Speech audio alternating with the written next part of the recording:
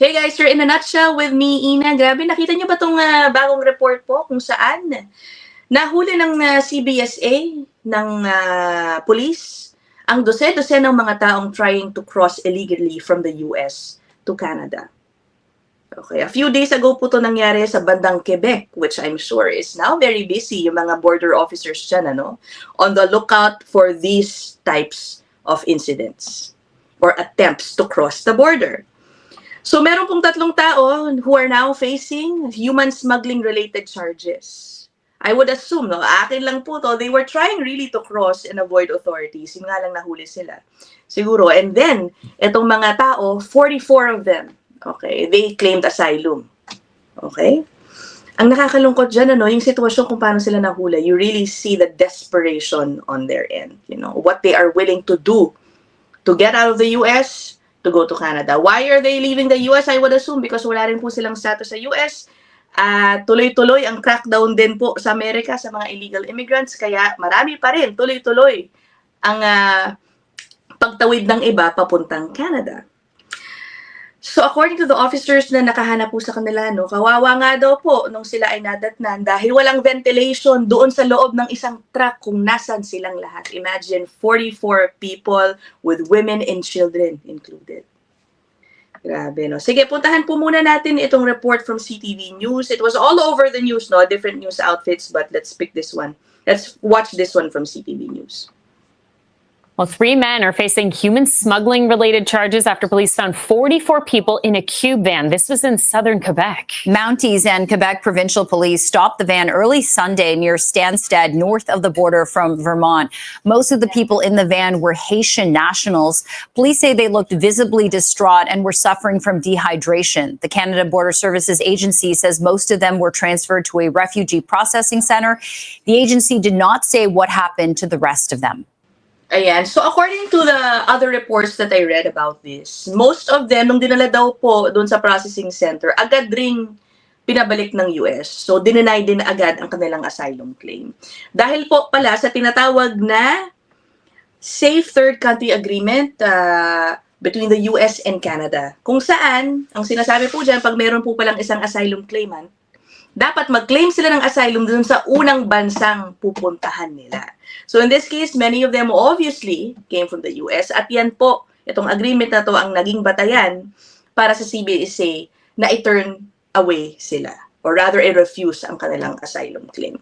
And I think most of those who were caught ganun din siguro magiging ending, pauuwiin din agad ng US. So, in a way, medyo mabilis ang naging processing nila sa kasong ito. Nako, teka, sisingit ko lang to guys dahil habang nag-i-edit na naman ako, na-tsempo ko itong post by the LaSalle Police Service. Okay, ang LaSalle po ay kalapit na town ng Windsor dito po sa amin. Meron din, malapit din po yan sa border pa US. There is part of LaSalle kung saan nandun lang ang Detroit River. Alam niyo kung paano nahuli? Meron po tumatawid ang border using a boat from the US. So I will upload this post. Sabi dito, man discovered illegally entering Canada shortly before 1 in the morning. An officer was conducting commercial property checks. Okay? Tapos, doon, meron siyang biglang nakita. He saw a man at the water's edge of the Detroit River with 2 backpacks and a kayak. Okay? Tumawid using a kayak. Grabe, The officer investigated and discovered the man was attempting to illegally enter Canada. And as a result, yung 51-year-old person from the US was detained and turned over to the Royal Canadian Mounted Police for further investigation. O, diba? Akala niya siguro dahil maliit lang siya, nakabangka, mag-isa lang siya, He could have slipped in the middle of the night. Pero nahuli pa rin siya. Okay, sige, back to episode na. Ngayon, I'm sure, tulad ng sinabi ko sa inyo kanina, magiging busy talaga, lalo na siguro yung Quebec border.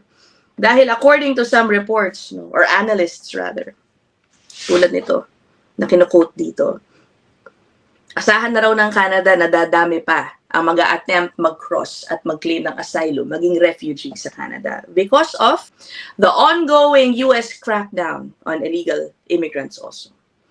So this was just posted August 5, 2025. Sabi dito, US crackdown sends refugees to Canada. Yun na nga, in the face of the Trump administration's hard line on immigration, many refugees are seeking asylum in Canada. Yun nga lang, eto na. That border is becoming more difficult to cross to. Okay? This is not a surprise because remember when Trump assumed the office, isa po yan sa mga dinemand niya, no? Na dapat gawin ng Canada kung gusto niyang magpatuloy daw magandang relasyon ng dalawang bansa. Na mag-invest sa border security, and that is what the Carney government has started doing. Pero yun na nga, no, naku po, kailangan talaga double time ang pagbantay dito because again, according to some analysts here, sa 2025 pa lang kitang-kita na no, yung dami ng dinami ng mga nagsubok tumawid. Oh, in this report, sabi dito, the number of refugee seekers processed by CBSA went up by 87%, okay, between January and April. 87% up. Imagine that. Okay, well, for me, what does this mean? Siyempre, alam rin ng mga asylum claimants, no, na naghigpit sa border ng Canada. Kapag naghigpit or mas naghigpit, less ang kanilang chances na ma-approve ang kanilang asylum claim. Ano ibig sabihin nito? Alam na natin. Marami na naman na mag-a-attempt to cross illegally. They will not cross through the official points of entry. So, illegal crossing talaga, no?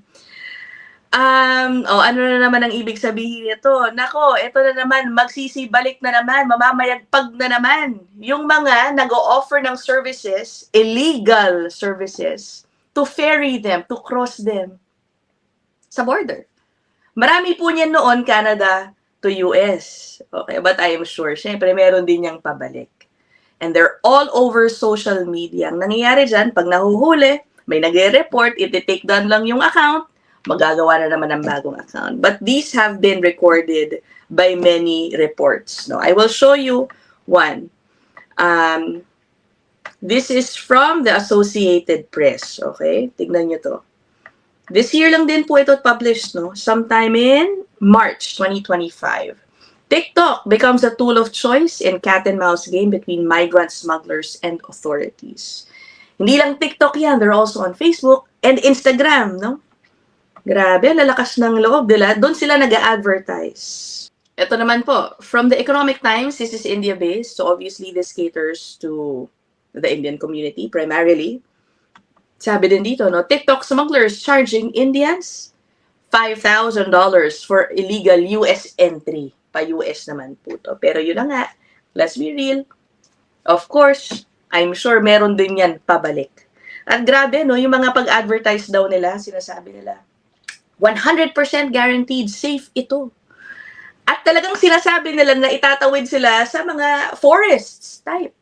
Diba? Na merong mag-a-assist sa kanila, may sasalubong sa kanila kung saan nila gustong magpunta. Ay, nako po, grabe, no? And it's not cheap, ha? Again, as much as $5,000. Meron pong isang report dito, ito, nabasa ko to, ay, napanood ko. Again, sometime this year lang po to, February 2025. Tignan nyo to, ha?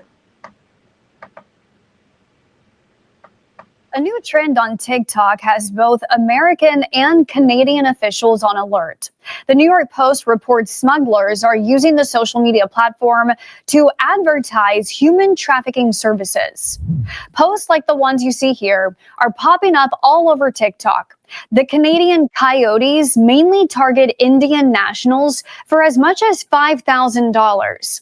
They often feature a United States flag waving over a wooded Canadian border with Indian music in the background. The Post asks for a direct message if interested. According to the New York Post, the services detail a 2-hour car ride and a 25-minute walk through an unguarded forest, taking 5 migrants at a time on a group walk. Nakita nyo yun, di ba? Yung may groups of 5 pala. Ganun yung ginagawa nila. Groups of 5, tatawid sila. In the middle of, I don't know where. Di ba? That's definitely unsafe. Illegal na, unsafe pa. Okay? They can be killed by, I don't know, the elements of nature, animals, o ano man, ano? Some people even do this in the dead of winter. And some have died trying to cross during those times. Hay nako po, ito na naman sila. I will not be surprised kung magbabalik na naman ang mga ito. Actually, I don't even think they were ever gone. You know, kung maghahanap ka ng ganitong illegal services, I'm sure they're out there.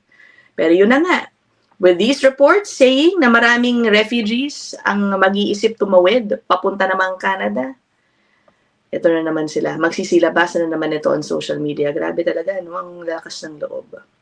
But we will see how the Canadian government deals with this, especially at this time na dumadami rin ang nagbabantay dito sa refugee program ng Canada. Okay, so I will end this episode here. Short but sweet lang naman po. I'll see you guys in the next one. Bye!